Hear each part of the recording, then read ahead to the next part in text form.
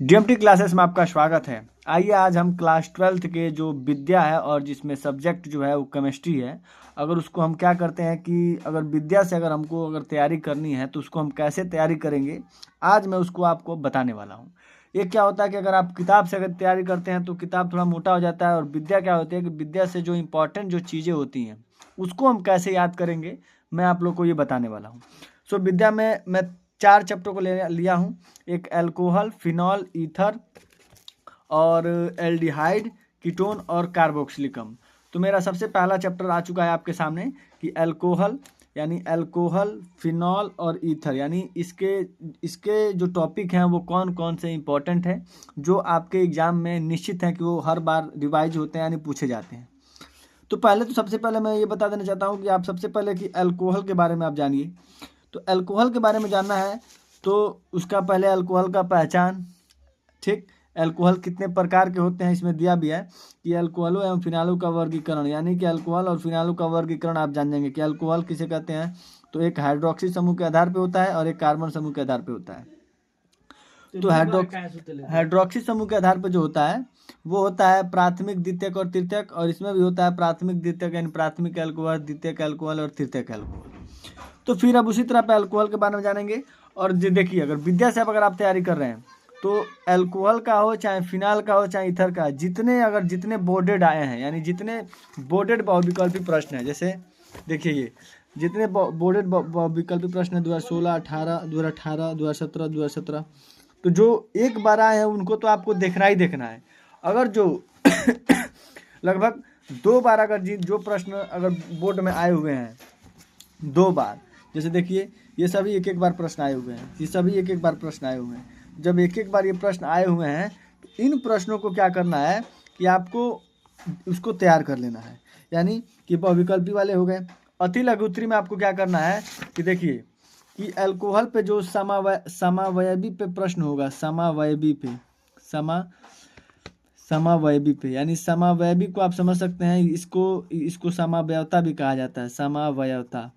समावयवता पे जो भी प्रश्न बनेगा आप उसको देख लेंगे। जैसे देता है कि C4H10O के सभी समावयवी के नाम लिखिए, सभी यानी उनके समावयवता को। तो समावयवता को आप अगर पढ़े होंगे तो जाने होंगे कि उसमें होता है स्थान समावयवता होता है, श्रृंखला समावयवता होता है, क्रियात्मक होता है, क्रियात्मक समावयवता है, मध्यवयवता होती है। ये सारे समावयवता के रूप होते हैं। समावयवता किसे कहते हैं? तो समावयवता का मतलब ये होता है कि यानी वह वह श्रृंखला जिसमें जो अणु सूत्र होते हैं वो क्या होते हैं? समान होते हैं। अणु सूत्र समान होंगे तो जब स्थान समावयवता तो उनके स्थानों में परिवर्तन, श्रृंखला होगा तो उनके श्रृंखला में परिवर्तन, लेकिन अणु सूत्र क्या होंगे? सबके समान होंगे।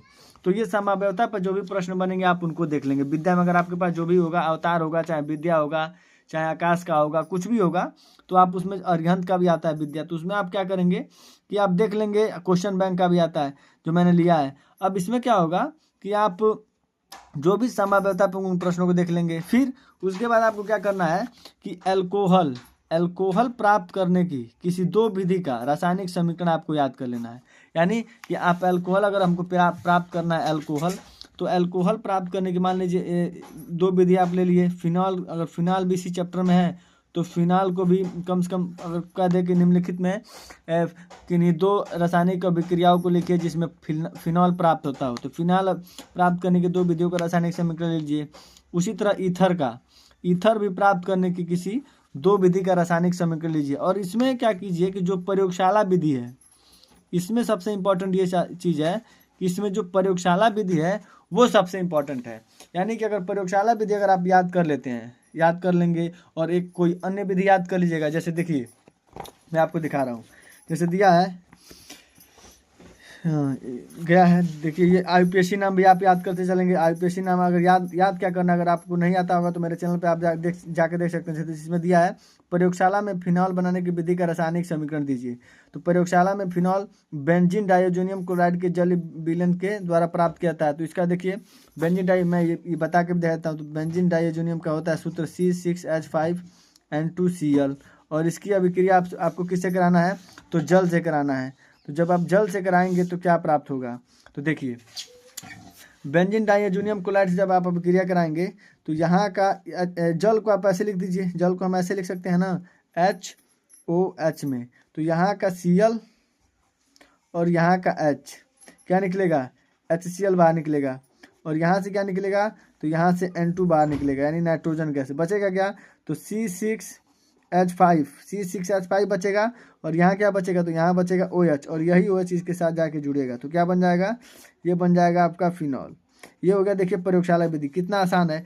अगर आप चाहेंगे तो ये सूत्र में है, तो आप इसको श्रृंखला में भी कर सकते हैं, संरचना में भी कर सकते हैं। कैसे, ये श्रृंखला में थी, अब संरचना में हम कैसे बनाएंगे, तो C6H5 का ये सूत्र हो जाएगा, इसके ऊपर N2Cl जोड़ दीजिए, और इसकी अभिक्रिया किससे करा दीजिए, जल से। जब जल से कराएंगे तो फिर ये Cl और ये H क्या निकलेगा, तो ये निकलेगा HCl, और यहाँ का N2 तो फिर N2, तो ये था श्रृंखला से। और जो ये आप ये जो बना रहे हैं ये आपका हो जाएगा संरचना में। तो फिर यहाँ क्या बचेगा, यहाँ बचेगा ये पूरी बेंजीन की संरचना, बेंजीन की संरचना अब यहाँ खाली हो तो फेनिल बन जाएगा, और ये OH जाके इसके साथ जुड़ जाएगा, तो ये क्या बनाएगा, तो ये बन जाएगा आपका फिनॉल। तो ये हो गया प्रयोगशाला विधि। इसी तरह आप क्या करेंगे, इसी तरह आप लोग एल्कोहल का याद करेंगे कि एल्कोहल का जो हो प्रयोगशाला विधि क्या होता है। ठीक, तो एल्कोहल का प्रयोगशाला विधि देख लेंगे, और कोई एक और विधि देख लेंगे जिसमें एल्कोहल प्राप्त होता हो, जैसे फिनॉल का हो गया। फिर एक और हम देख लेंगे, जैसे देखिए इसमें, फिर उसके बाद से देखिए ईथर पे जो संबंधित प्रश्न होंगे, जो समावयवी होंगे, यानी समावयवता जिन पे दिखाया जाता हो, जैसे देखिए ये दिखाया गया है, ये आणविक, देखिए आणविक सूत्र C4H10O वाले सभी ईथरों की संरचना सूत्र लिखिए। देखिए ये 2017 में पूछा है, 18 में पूछा, फिर 18 में दोबारा कई सेट में आया ये। तो उसी तरह निश्चित है कि 24 में भी आ सकता है, कभी 24 में भी आया, 25 में भी आ सकता है। हाँ, ये प्रश्न जो होते हैं रिवाइज होते हैं। अब इसी माने समावयवियों पर जो भी आधारित प्रश्न है, इन सबको आपको देखना है। फिर उसके बाद देखिए प्राथमिक, द्वितीयक एवं तृतीयक अल्कोहल में विभेद करना, ये सबसे आपका जो इम्पोर्टेंट प्रश्न है अल्कोहल में, तो यही है। ये ऐसे प्रश्न पूछता है कि प्राथमिक अल्कोहल, द्वितीयक अल्कोहल और तृतीयक अल्कोहल किसे कहते हैं, या उनके विभेद का जो रासायनिक समीकरण है क्या, तो उसका आता है सबसे इम्पोर्टेंट जो है वो विहाइड्रोजनीकरण जो अभिक्रिया है वो बहुत ही इम्पोर्टेंट अभिक्रिया है। मैं आपको बता देना चाहता हूँ कि जैसे देखिए प्राथमिक अल्कोहल और द्वितीयक अल्कोहल और तृतीयक अल्कोहल किसे कहते हैं, मैं पहले स्पष्ट करूँगा फिर आपको समझाऊंगा। तो प्राथमिक अल्कोहल का मतलब कि मान लो एक कार्बन है, 2 कार्बन की श्रृंखला है। अब 2 कार्बन की श्रृंखला है और इसके साथ अगर हमको अल्कोहल बनाना है तो इसके साथ क्या जोड़ेंगे, तो इसके साथ जोड़ेंगे OH। जब OH हम जोड़ देंगे तो ये बन जाएगा अल्कोहल, और फिर इन दोनों कार्बनों की हम क्या करेंगे, बैलेंसी को पूरा करेंगे। दोनों कार्बनों की हम बैलेंसी को भी पूरा कर दिए, इसका 4 हो गया, इसका भी 4 हो गया। अब हम ये पता करेंगे कि ये प्राथमिक अल्कोहल है कि द्वितीयक अल्कोहल है। तो जब इस कार्बन से जब एक कार्बन जुड़ा, बस इस कार्बन से एक कार्बन जुड़ा है और इसी से क्या जुड़ा है, OH जुड़ा है, तो इसे कहेंगे कि ये आपका प्राथमिक अल्कोहल है, प्राथमिक अल्कोहल है। ठीक, जब ये प्राथमिक अल्कोहल है तो फिर द्वितीयक अल्कोहल किसे कहेंगे, तो द्वितीयक अल्कोहल मान लो हमने फिर से 3 कार्बन की श्रृंखला ले ली, तो इससे कितने कार्बन जुड़े हैं, तो इससे 1 कार्बन जुड़ा है। ये नहीं कि इससे अभी 2 कार्बन जुड़े हैं, नहीं, इस कार्बन से केवल कितना जुड़ा है, तो 1 कार्बन। फिर ये 1 डिग्री कार्बन हो गया। इस कार्बन से कितने कार्बन जुड़े हैं, तो एक इधर जुड़ा है और एक इधर जुड़ा है, तो ये कितने हो गए, तो ये 2 जुड़ गए, तो ये 2 डिग्री हो जाएगा। इससे कितने जुड़े हैं, तो ये 1 डिग्री होगा, क्योंकि इससे सिर्फ ये जुड़ा है, इससे ये जुड़ा है, इससे ये जुड़ा है और ये भी जुड़ा है, तो 2 डिग्री। माने जितने कार्बन जुड़ेंगे उसके हिसाब से आप क्या करेंगे कि उसका डिग्री का पहचान कर लेंगे, और जिस डिग्री का जो अल्कोहल बनाना होगा उस पर बस OH लगा देंगे। अगर हम प्राथमिक बनाना होगा तो इसके साथ OH, तो प्राथमिक। द्वितीयक बनाना है तो इसके साथ हम OH जोड़ेंगे, और फिर सभी कार्बनों की बैलेंसी को क्या कर देंगे, पूरा कर देंगे। उसी तरह तृतीयक बनाना होगा तो तृतीयक में क्या करेंगे हम लोग, फिर हम लोग लेंगे 3 कार्बन, मान लो 4 कार्बन ले लेते हैं, चाहे 3 कार्बन, जितनी चाहेंगे उतनी बड़ी श्रृंखला ले सकते हैं। एक ऊपर अगर हम जोड़ देंगे तो ये हो जाएगा, इससे कितने जुड़ गए, एक इधर जुड़ गया, 1 2 और ये 3 कार्बन इससे जुड़ गए, और इसी से हम क्या जोड़ देते हैं, इसी से हम जोड़ देते हैं एक OH। तो कहा जाएगा ये कौन सा अल्कोहल है, तो ये तृतीय अल्कोहल है। देखिए फिर इन सबकी बैलेंसी को हम पूरा कर देंगे। अब ये कह रहा है, जो प्रश्न ये कह रहा है कि प्राथमिक, द्वितीयक तथा तृतीयक अल्कोहल में विभेद करने के लिए विहाइड्रोजनीकरण विधि द्वारा वर्णन कीजिए। तो देखिए तो बी हाइड्रोजनीकरण का मतलब क्या होता है, मैं आपको पहले समझा देता हूँ कि बी हाइड्रोजनीकरण का मतलब क्या होता है। तो बी हाइड्रोजनीकरण का मतलब ये होता है, इसके नाम में क्या है, तो इसके नाम में है बी हाइड्रो। मैं तो पेज को उलाट देता हूँ, दूसरा पेज ले लेता हूँ, 1 मिनट रुक जाइए, दूसरे पेज को ले लेता हूँ मैं और फिर मैं उसमें आपको समझाता हूँ। दूसरा पेज हमारा आ चुका है। तो दूसरा पेज ये होगा कि बी हाइड्रोजनीकरण। तो बी हाइड्रोजनीकरण हम दिखाते हैं आपको, बी हाइड्रो, इसके नाम से ही पता चल रहा है कि इसका क्या करना है। बी हाइड्रोजनीकरण, थोड़ा गलती हो गया लिखने में, लेकिन काटेंगे नहीं इसको, ज केवल होगा, ई का मात्रा नहीं होगा इसमें। बी हाइड्रोजनीकरण में मिटा भी देता हूँ, बी हाइड्रोजनीकरण। तो देखिए ये क्या है, ये इसका नाम क्या है, तो हाइड्रोजन। तो हाइड्रोजन का मतलब ये हो गया, और बी मतलब आप समझेंगे कि बाहर करना है। क्या करना है, तो बाहर करना है, यानी कि जो भी आप यौगिक लेंगे उसको हमें क्या करना है कि बाहर करना है। तो जब बाहर करना है तो हम क्या करेंगे, तो बाहर करना है तो हम लेंगे प्राथमिक अल्कोहल। तो प्राथमिक अल्कोहल मान लो ले लेते हैं, 2 कार्बन ले लिए, इसके साथ OH जोड़ दिए, और इसके साथ जब हम OH जोड़ देंगे तो फिर सबकी बैलेंसी को पूरा करेंगे, और जब सबकी बैलेंसी को हम पूरा कर देंगे, अब हमको क्या करना है, तो इसका बी हाइड्रोजनीकरण कराना है। बी हाइड्रोजनीकरण का मतलब कि बी मतलब बाहर, H मतलब हाइड्रोजन मतलब H, यानी हाइड्रोजन को बाहर करना है।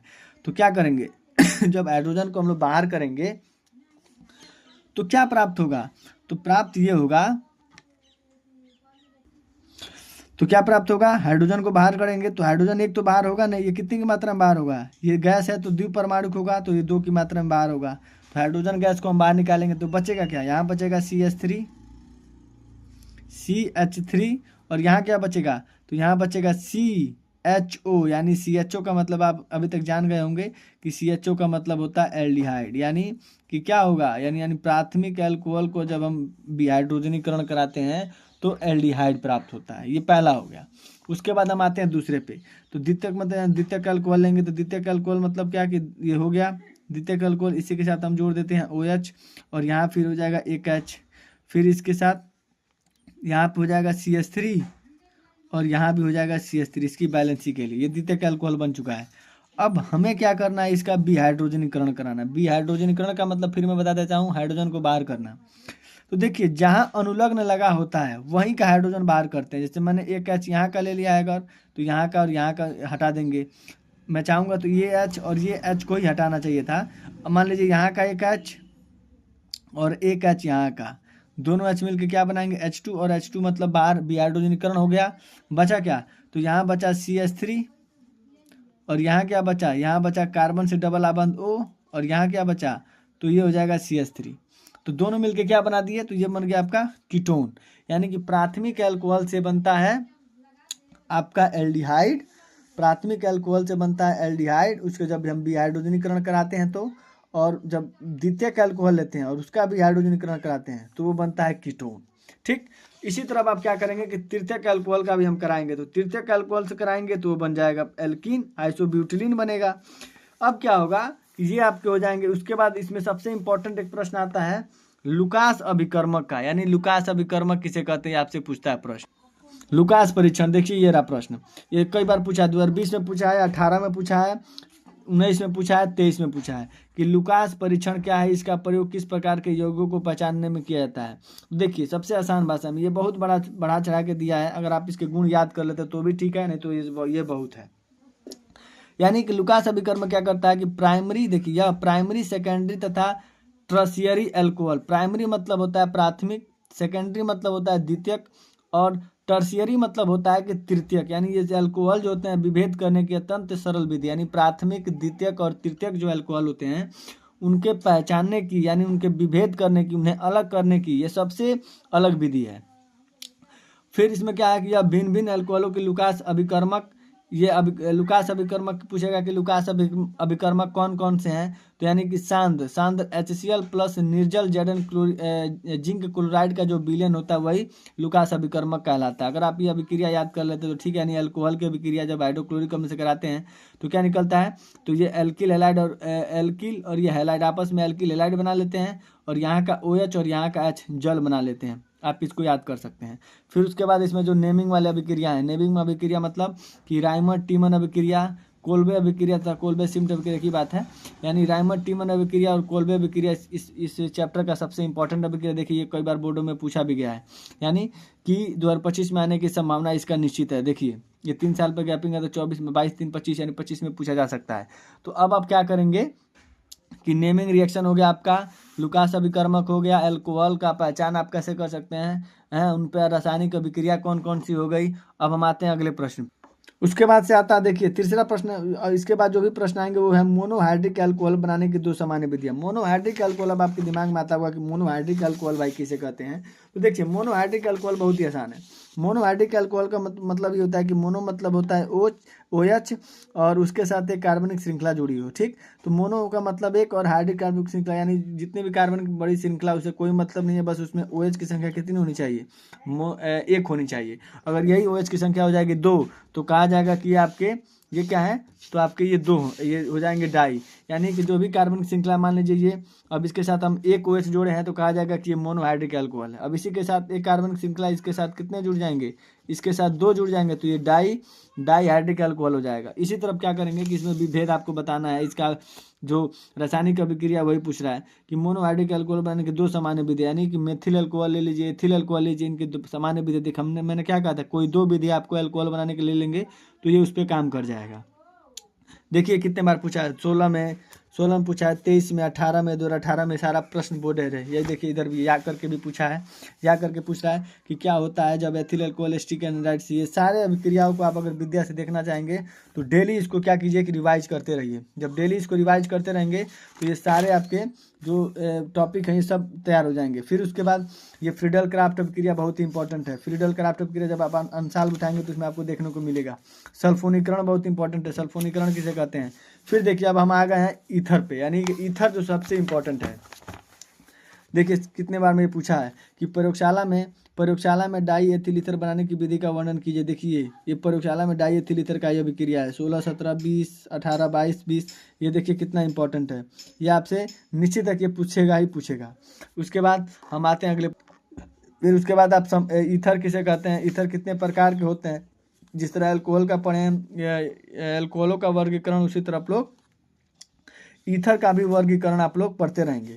अब अगर आपको हमारा चैनल पे आप पहली बार विजिट किए हैं तो मेरे चैनल को फॉलो कीजिए और क्लास 12th की चिंता एकदम छोड़ दीजिए अगर मेरे चैनल पे आप आए हैं तो। उसके बाद हम आते हैं अगले